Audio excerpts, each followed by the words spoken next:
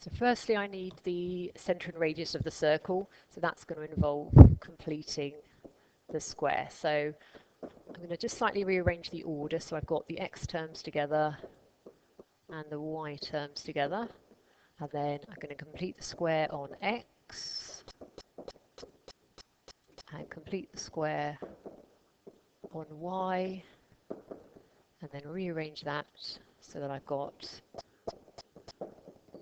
my x and my y terms together, and then the constant on the right hand side. So from that I can identify that the centre is -1, 3, and the radius is the square root of 10, because this value there gives you a value of r squared, and I'm going to leave that as a surd.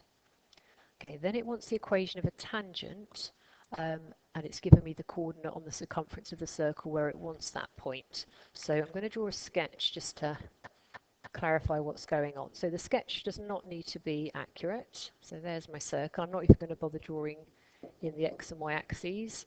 And the centre of that circle is at -1, 3.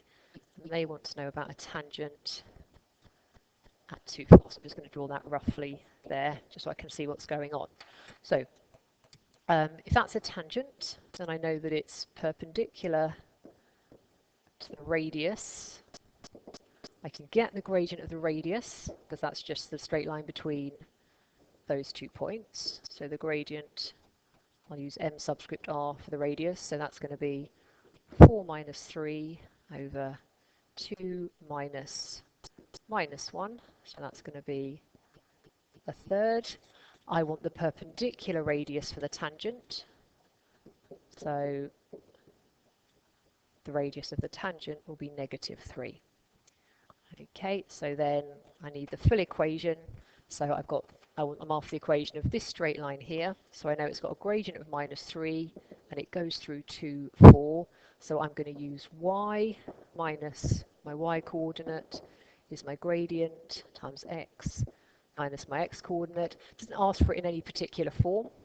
So I'm just going to multiply out the brackets and then bring everything together to equal 0. Okay, but any equivalent of form of that would be fine, because this particular question doesn't ask for that answer in any particular form.